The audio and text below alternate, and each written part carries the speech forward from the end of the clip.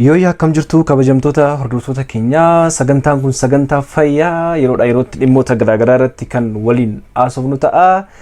Karaa YouTube channelii Dr. Nafyad official kan isiniif darbu sagantaa keenya irraa jalqabeera. Namoonni hedduun maamila taatanii dhimmoota odeeffannoo fayyaa dhimmoota garaagaraa irratti argachaa turuun keessan ni beekama.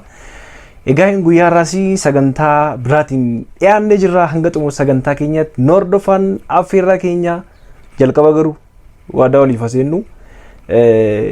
Maamilummaadhaaf kaardii dhaqaba fadhaa isin jennu hospitaala kottaan jennu manuma keessan taa'atii yaalama. Kanaaf ishee subscribe jettu jala kanatti bu'aatii subscribe godhaa. Namoonni kanaan dura subscribe gootan immoo baay'een keessanii viidiyoon kee nu gahaan jiru jechaa jirtu. Mallattoo notificationii mallattoo bilbilaa sana xuquudhaan subscribe godhaa amma dhumaatti nu hordofaa isin jenna. Hanga xumura sagantaa keenyatti nu hordofaa. Egaa kabajamtoota hordoftoota keenya akkuma mata duree isaarratti argitanii nama tokko quunnamee qaamaan hin argee mana yaalatti jechuudha. Kan ammoo namoonni baay'een dhibee kanaan rakkataa jiru rakkoo kanaan hubamaa jiru waan ta'eef isiniif dhiyeessuuf yaale. Dargaggeessa umurii 20 keessa jira 25 26 keessa jira. I don't know. Waggaa lama guutiin dubartoota 3 fuudhee dubartoonni 3 jalaa deeman yookiin immoo maaliif jennaan fedhii saalqunnamtii tokko iyyuu hin qabu. Fedhii wal-qunnamtii saalaa hin qabu. Fedhii masaan qabu calluma leenciiseedhe. Itti dhagaamu yoommoo takka immoo bakka mooraalii ishee eeguudhaaf yookiin immoo mooraalii haadha manaa eeguudhaaf yommuu inni wal-qunnamtii saalaa gochuuf ka'ummoo qaamni saalaa isaan ka'u jechuudha. Kanaaf waa'ee kana irratti namoota baay'eetu hubamuu danda'a. Shamarranis dhiira dabalatee. Rakkoon kun rakkoo dhiira qofa osoo hin taane shamarran illee ni hubachuudha. Abbaan manaa fi haati manaa yeroo tokko yeroo isaan siriirratti wal caqacaqan yookiin immoo yeroo isaatti wal morman ni argina. Maaliifi dubartoonnis fedhiin saalqunnamtii isaanii yerootti gadi bu'u jira. Dhiirri fedhii qabaatee yeroo dubartiinis fedhii saalqunnamtii hin qabaanne jira. Kanaaf gabaabamatti kan lamaan isaanii ilaalla. Kan dubartootaas kan dhiirotaas jalqaba irratti maaliifi rakkoon kun nama kamiyyuu mudachuu danda'a yeroo ta'etti jechuudha. Garuu immoo yeroo itti sadarkaa hamaarraan ga'e nama baay'ee immoo miidhee hanga dhiphina sammuu hanga sadarkaa dhiiggaa gaa'ilaa akkuma jalqabaa kaasuuf yaallee mucaan kuni hin dhufee yaalii argachaa jira. Dubartii 3 fuudhee 3 isaanii jala deeman jechuudha. Maaliif callumadha namni tokko kan wal fuudha akkasuma wajjin jiraachuuf duwwaa miti. Wal-qunnamtii saalaa miira gaa'ela keessatti eebbifamee uumamedha jechuudha. Kanaaf seeraa yoo itti fayyadamne rakkisaadha. Mee fedhii wal-qunnamtii saalaa dhiira maal turrisa?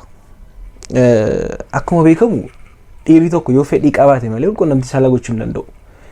Fedhiin isaa yoo narviidha. Akkasumas immoo hormooniiwwan garaagaraa hormooniin qaama isaa keessa jiru yeroo sana ol ka'a. Qaamni saalaas akka ka'u godha akka miira keessa galu godha jechuudha. Kun hin jiru taana wal-qunnamtii saalaa hin jiru. Sababa maaliirraan kan kee rakkoon kun namoota mudata. Jalqaba irratti kan dhiirotaa ilaalla. Dhiirota sababa maaliirraan kan kee mudata kan dubartootaa dhuma irratti ilaalla jechuudha.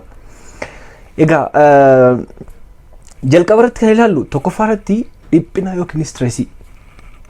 Yaaddoo dhiphina depressionii mukuu gara malee sababii garaagaraan kan ka'e hojii dhabdummaas ta'uu danda'a qaala'insa jireenyaas ta'uu danda'a yookiin immoo namni jaallatu tokko jalaa miidhamuu danda'a rakkoowwan xiinsammuu kanaan dura irra ga'e ta'uu danda'a fakkeenyaaf yookiin immoo haadha manaa wajjin walii galtee dhabuudha yeroo hundumaan dhiphata ta'uu danda'a dhiphinni gar malee yookiin stressiin fedhii wal-qunnamtii saalaa hir'isuu keessatti ga'ee guddaa qaba jechuudha.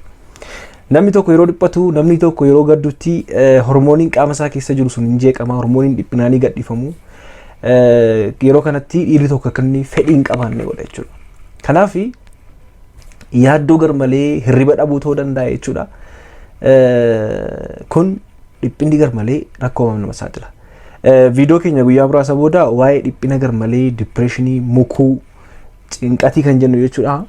Kana ogeessa yaala sammuu wajjin marii bal'aa goona isiniif hin dhiyeesse jechuudha. Furmaata isaa gara daqiiqaa 30 jira. Yeroo gabaabaa gidduutti daqiiqaa guyyaa muraasa gidduutti na eeggadha. Kanaaf kun rakkoo kanaaf nama saaxila jechuudha. Inni kan biraa wantoonni guyyaa rakkoo kanaaf saaxiluu danda'anii sochii qaamaa gochuu dhiisuu. Fakkeenyaaf amma calluma iddoo tokko taa'aa turuu mana keessatti socho'uun turuun sochii qaamaa gochuu dhiisuu yookiin immoo furdinni qaama gar malee rakkoo kanaaf nama saaxila jechuudha. Sochii qaamaa yeroo jennu akkuma kanaan dura isiniif kaasuuf yaaleera. Sochiin qaamaa dirqama mana jiimii deemuu miti. Mana keessa daansii ta'uu danda'a, sussukkii fiigicha ta'uu danda'a, wookii ariifatanii deemuu ta'uu danda'a. funyoo kee wadaroo irra utaaluu ta'uu danda'a. Haala kana manuma keessatti enjoy gochuun danda'ama jechuudha. Kanaaf rakkoon kun daraan kanaaf nama saaxiluuf gargaara jechuudha. Inni kan biraa dhiirota fedhii isaanii maal turreessa? Ofitti amanamummaa dhabuu. Fakkeenyaaf amma yeroo isin jedhutti dhiirri tokko haadha manaa isaa yookiin hiriyaa isaa battala ulfuun tariitii yeroo tokko qaamni saalaa isaa koo dhiisuu danda'a. Yookiin immoo tokko immoo dhiironni tokko qaamni saalaa koo xiqqaadha jedhanii kan yaadan baay'een isaanii jiru. Yeroo kana of dhiphisuu wanta kaleessaa yaadanii irratti waan dhiphataniif ofitti amanamummaa dhabuu jechuudha. Fakkeenyaaf amma isheen akkas wal-qunnamtii saalaa kanaan dura dhiiraa wajjin turteetti anaan nama daaltee fedhii dhabuu hin danda'a jedhanii kan dhiphatan namoonni tokko jiru. Kanaaf ofitti amanamummaa qabaachuun baay'ee barbaachisaadha. Shakkiidhaan miidha shakkiidhaan yookiin immoo tariitii qaamni saalaa koo xiqqoo ta'uu danda'a jettee tuffachuu dandeessi yookiin immoo kaleessa qaamni saalaa ka'uu didee kanaan dura ka'uu didee ammas ka'uu didaa jedhanii dhiphachuudhaan yoo itti kan deeman ta'e rakkoon kun nama mudata jechuudha. Kanaaf ofitti amanamummaadhaan konfidensiidhaan namni tokko ofitti amanamummaa qabaateenaan hormooniiwwan gammachuu akkasumas immoo qaama isaa keessatti hormooniiwwan kanneen to'atan baay'inaan dabalu jechuudha. Kanaaf bifa kanaan hubachuun tokkoffaan kanadha. Inni kan biraa hirriba gahaa dhabuu. Fakkeenyaaf amma dhiironni qaaxiraarra bulan jiru hirriba gahaatuun argatanii miirri dadhabbiitti dhaga'ama hormoonii qaama isaanii keessa jiru jeeqama. Sababii kanarraan kan hirriba gahaa dhiirri tokko namni tokko irra fuutaanaan fedhiin saalqunnamtii isaa baay'ee hir'isaa jechuudha. Jalqaba irratti sochii qaamaa gochuu dhiisuu qofa osoo hin taane sochii qaamaa humnaa ol garmalee gochuunis immoo rakkoo kanaaf nama saaxila. Asirratti akka hubattanii barbaada. Kanaaf rakkoowwan kanneen mana ofii keessatti yaaluu hin danda'amu jechuudha. Inni kan biraa dhibeewwan garaagaraa fakkeenyaaf amma fedhiin isaa yoo hir'ate fedhiin saalqunnamtii dhiira tokko yoo hir'ate mana yaala deemuun ilaalamuun gaariidha. Yeroo takka dhibeewwan keessoo tokko fakkeenyaaf amma dhibeewwan kanneen akka dhibee sukkaaraa yookiin dhiibbaan dhiigaallee rakkoo kanaaf nama saaxiluu danda'a. Dhibeen sukkaaraa fi dhiibbaan dhiigaa akkuma beekamu ujummoo dhiigaa keessatti effektii guddaa uumuu danda'u. Akkuma beekamu qaamni saalaa dhiiraa kan ka'u ujummoon dhiigaa sun yoo dhiigaan guutamedha. Malee waan biraa miti. Qaamni saalaa dhiiraa ka'uudhaa fi ujummoon dhiigaa keessa jiran dhiigaan guutamuu qabu jechuudha. Inni kan biraa qorichoota tokko fakkeenyaaf qorichoonni kanneen akka side effect qorichaa jechuudha. Fakkeenyaaf mukuu hamaadhaa fi yookiin immoo qorichoota dhiibbaa dhiigaaf kennaman tokko jiru. Qorichoonni dhiibbaa dhiigaaf kennaman tokko kunniin fedhii saalqunnamtii hir'isuu danda'u. Kanaaf ogeessa wajjin haasa'uun gaariidha. Tarii qoricha kan fayyadamte yoo ta'e jechuudha. Inni kan biraa dhumarratti immoo maallaa hir'achuu hormoonii testosteroonii. Amma kan akka tasaa ta'ee kan mucaa kanaa rakkinni isaa kanadha. Akkuma beekamu amaloota isaan lammeessuu dhiiraaf shamarran keessa dhiirota keessatti hormooniin testosteroonii baay'ee olaanaadha. Shamarran keessatti immoo hormooniin istiroojiinii baay'ee olaanaadha jechuudha. Hormooniiwwan kun lamaanii fedhii saalqunnamtii to'achuu keessatti gahee guddaa qabu jechuudha. Fedhii saalqunnamtii ni dabalu. Kallattii garaagaraatiin even kana duwwaa osoo hin taane sanyii dhiiraa qopheessuu keessatti illee gahee guddaa qaba jechuudha. Testosterooniin kuni kanaaf hormooniin testosteroonii jedhamu kun yoo hir'ate rakkoo kanaaf saaxilama. Tokkoffaa fedhiin qabanii lammaffaa immoo qaamni saalaa isaanii ka'uu dhiisuu danda'a. Ijaakuleet illee gochuu hin danda'an jechuudha. Kanaaf wantoota amma gara jalqaba irratti kaafne sana gootanii yoo furamuu didee testii kana gochuun baay'ee barbaachisaadha. Kana qofa osoo hin taane fakkeenya yeroo tokko hormoonii hir'achuu hormoonii taayiroodii fakkeenyaaf amma dhiironni quufa mormaa qaban yookiin immoo quufa mormaatu hin qabaatin illee hormooniin taayiroodii qaama isaanii keessa yeroo gad bu'uutti rakkoo kanaaf saaxilamuu danda'u jechuudha. Gabaabadhumatti kana hubachuun barbaachisaadha. Inni kan biraa dubartoonnis fedhii saalqunnamtii yeroo isaatti dhaban jiru. Maalirraa kan ka'e fedhii saalqunnamtii qabu? Baay'een keessan tariitii gara fuulduraatti waan isin mudachuu danda'u yookiin immoo tariitii nama kamiyyuu mudata namni kamiyyuu kanarraa firii miti. Tokkoffaa dhukkubbii yeroo wal-qunnamtii saalaati. Shamarran tokko qaamni saalaa ishee yeroo wal-qunnamtii saalaa baay'ee dhukkuba yoo ta'e rakkoo kanaaf saaxilamte jechuudha. Waa'ee dhukkubbii wal-qunnamtii saalaa ilaalchisee YouTube chaanelii koo kana jala viidiyoo kan jedhu jira achi jala deemaati ilaala barreessi ibseen ture jechuudha. Inni kan biraan immoo dalagaan hojiin itti heddummachuu dhiirota illee kun shamarran qofa miti dhiirota illee dalagaan itti heddummachuu yookiin immoo baay'ee dadhabuurraan kan ka'e mana keessa olii gad fiigaa oolu bakkeessa hojii keessa fiigaa oolu jechuudha. Rakkoo kanaaf saaxila jechuudha. Inni kan biraa wantoota hormoonii istiroojiinii gadi buusan tokko kanneen akka yeroo ulfa kanaaf wantoonni hormoonii istiroojiinii gadi buusan akkuma isinitti dhiirota keessatti hormoonii testosteroonii jenneerra. Shamarran keessatti immoo wantoota hormoonii istiroojiinii gadi buusan tokko jiru.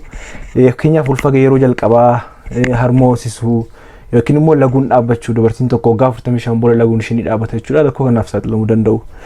Inni kan biraa sodaa ol saalqunnamtii qabaachuu. Fakkeenyaaf miidhaan qalbii garaa garaa irra ga'uu danda'a. Yeroo daa'imummaa ishee yeroo ijoollummaa dubartiin tokko gudeedamuu irraa kan ka'e yookiin immoo fakkeenyaaf amma kanaan dura miidhee yoo ta'e jaalalleedhaan miidhamteetti yoo ta'e baay'ee dhiironni tokko wal-qunnamtii saalaadhaaf itti taphatanii gadhiisan yoo ta'e fedhii ishee malee jechuudha. Kana warri yoo gargar ba'an jechuudha.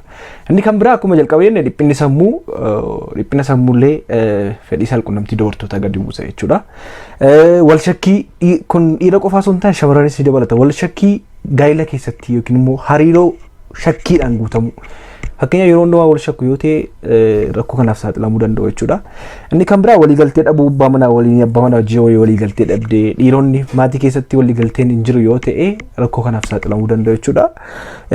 Dhukkuboota onnee, dhiibbaa dhiigaa, dhibee sukkaaraa rakkoo kanaaf illee saaxiluu danda'a jechuudha. Inni kan biraa rakkoo dinagdee tarii rakkoo dinagdee irraa kan ka'e akkuma jalqaba kaasuuf illee dhiphina sammuudhaaf dubartiin tokko saaxilamuu dandeessi.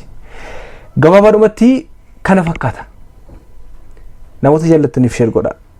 Subscribe utuu hin godhin hin bahina. Waan hanga dhumaatti turtanii dhaggeeffattaniif galatoomaa. Rakkoon kun rakkoo mana kamiyyuu galee jiru waan ta'eef akkasiin akka hubattan barbaanna. Ulfaadhaa fayyaan dhabina.